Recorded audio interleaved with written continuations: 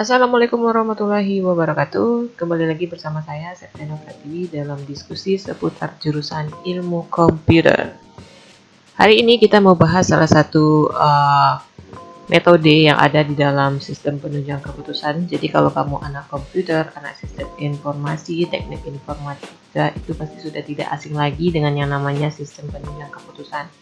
Sistem penunjang keputusan ini adalah salah satu mata kuliah yang akan dihadirkan di dalam jurusan-jurusan yang saya sebutin sebelumnya itu. Nah, jadi di dalam SPK ini ada banyak sekali sebenarnya metode yang dapat kita manfaatkan, mulai dari MFAB, SAW, TOPSIS, bahkan ada juga yang namanya metode AHP. Nah, itu adalah beberapa atau sebenarnya masih banyak lagi ya yang lainnya yang dapat kita manfaatkan untuk membantu proses penelitian kita yang concernnya itu adalah membuat sebuah sistem penunjang keputusan. Nah, jadi pada video kali ini kita bahas dulu metode pertama, yaitu metode SAW atau lebih dikenal dengan Simple Additive Weighting ini. Jadi Simple Additive Weighting ini adalah sebuah metode yang dapat kita manfaatkan atau alat bantu juga yang bisa kita pergunakan untuk membantu proses penentuan atau pemilihan sesuatu dengan konsep mencari nilai tertinggi, di mana nilai tertinggi ini didapat dari perhitungan bobot pada masing alternatif yang akan kita nilai, sehingga metode SAW ini akan sangat berguna dalam memutuskan suatu keputusan. Jadi hasil akhir dari metode SAW ini nanti akan berupa sebuah hasil. Nah, hasil ini yang akan kita berikan kepada pimpinan atau akan kita suguhkan kepada pimpinan atau pihak terkait yang akan membantu mereka tentunya untuk memutuskan sesuatu. Jadi dalam metode SAW ini kita bisa manfaatkan untuk melakukan analisa terhadap banyak sekali contoh kasus gitulah. Nah, jadi untuk video kali ini saya itu memang akan fokusnya adalah bagaimana melakukan atau bagaimana proses perhitungan dari metode SAW ini atau Simple Additive Weighting. Jadi ada 5 tahap ya, ada 5 tahap yang sudah saya simpulkan atau sudah saya sederhanakan untuk memudahkan kita dalam melakukan proses perhitungan menggunakan metode SAW ini. Jadi sebelumnya untuk memudahkan kita dalam melakukan proses perhitungan nantinya, alangkah lebih baiknya itu memang kita barengi dengan sebuah contoh kasus. Contoh kasus yang saya pilih itu adalah pemilihan benih padi dengan kualitas terbaik, tentunya menggunakan atau memanfaatkan metode SAW ini. Oke, selanjutnya kita lanjut ke tahapan yang pertama, yaitu menentukan kriteria beserta bobot dari kriteria tersebut. Sebelumnya kita mesti paham apa itu kriteria dan juga bobot yang akan kita pakai nantinya di dalam proses pemilihan benih padi terbaik tadi. Jadi kriteria ini merupakan aspek penilaian nantinya yang akan kita hitung terhadap alternatif atau data-data yang akan kita hitung. Oke, alternatif ini kalian mesti paham juga apa yang dimaksud dengan alternatif. Jadi alternatif di dalam sebuah sistem penunjang keputusan itu merupakan objek yang akan kita nilai. Kalau contoh kasus kita ini benih padi terbaik, berarti benih padi yang akan kita nilai itulah yang kita namakan dengan alternatif. Kalau misalnya contoh kasus kita itu berupa pemilihan calon beasiswa, berarti calon penerima tadi yang notabene-nya adalah mahasiswa, itu yang kita namakan dengan alternatif. Sampai sini sudah oke ya dengan maksud alternatif tadi, sesuai persepsi kita sama. Jadi ini adalah semacam persamaan persepsi terlebih dahulu. Oke, kita lanjut. Nah, jadi alternatif itu, apa aspek yang kita nilai di dalam alternatif itu nantinya adalah kriteria ini. Nah, jadi kebetulan silakan kalau kasus kalian itu nantinya berbeda dengan saya ini, ya silakan ditentukan aspek apa saja yang masuk ke dalam kriteria penilaian menggunakan SAW gitu ya. Nah, jadi di sini ada 5 kriteria. Nah, di antara kelima kriteria ini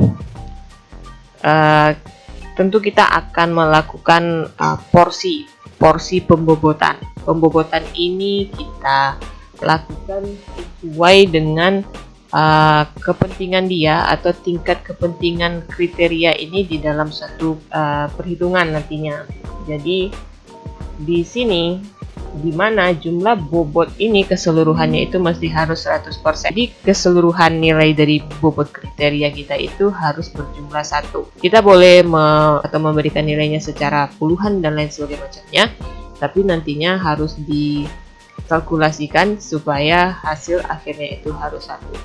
Jadi kebetulan saya untuk memudahkan saya aja, nilai awalnya itu saya berikan berupa puluhan. Nantinya untuk bobot kriteria itu akan saya bagi dengan 100 sehingga mendapati nilai 0, seperti ini dan hasil akhirnya adalah 1. Dari sini dapat kita tangkap bahwasanya jenis varietas ini memiliki bobot kriteria tertinggi. Artinya apa? Jenis varietas ini merupakan aspek penilaian paling besar nantinya. Oke, kita lanjut ke tahapan yang kedua, yaitu menetapkan subkriteria beserta bobot dari kriteria yang sudah ditetapkan. Tadi kita sudah tentukan ada 5 kriteria yang akan kita jadikan aspek penilaian pada benih padi tadi kan. Nah, selanjutnya masing-masing jenis kriteria tadi itu ada pula atau kita bagi pula dia ke dalam sebuah subkriteria. Tujuannya apa? Tujuannya adalah untuk supaya kita memudahkan proses pemberian pembobotan. Sebenarnya tidak masalah kalau misalnya di dalam kriteria tersebut kita langsung berikan aja nilai. Tapi pemberian nilai tanpa alasan itu sepertinya akan menyulitkan. Oleh karenanya lebih baik kita memberikan subkriteria. Nah, nanti kalau misalnya di dalam kasus lain kalian menemukan sebuah contoh di mana mereka tidak memakai subkriteria, itu oke aja.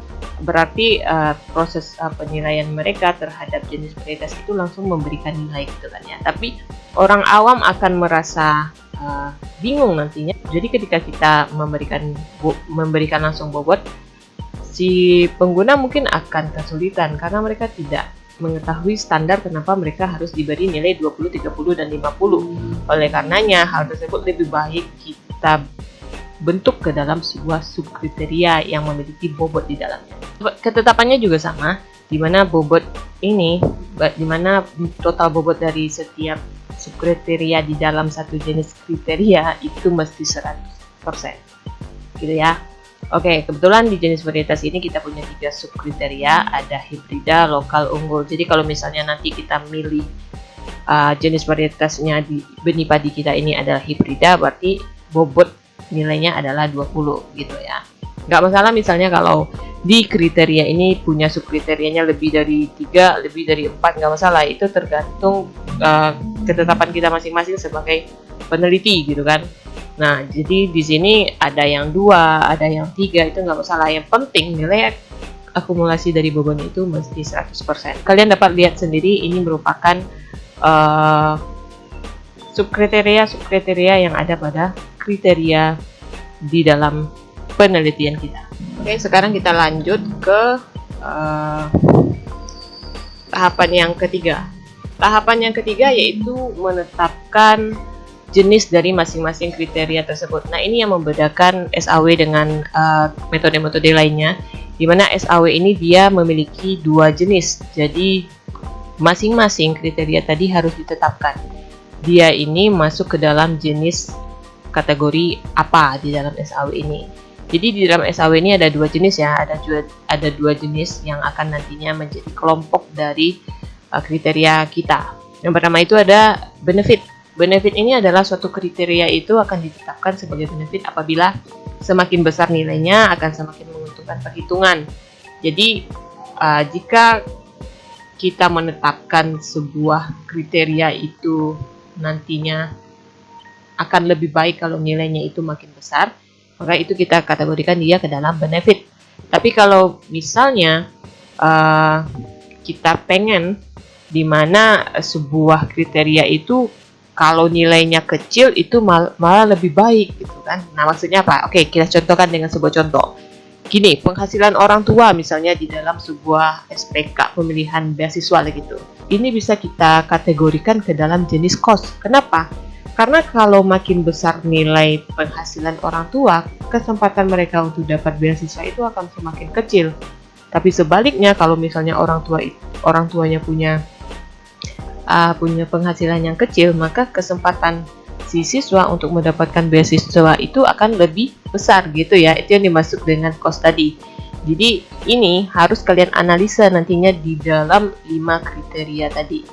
Bagaimana misalnya kalau tidak ada sebuah kriteria yang memiliki jenis cost karena semuanya benefit, ya udah nggak masalah, berarti lanjut aja ke benefit semuanya gitu kan ya. Oke, coba kita masuk pula ke dalam contoh benefit. IPK misalnya.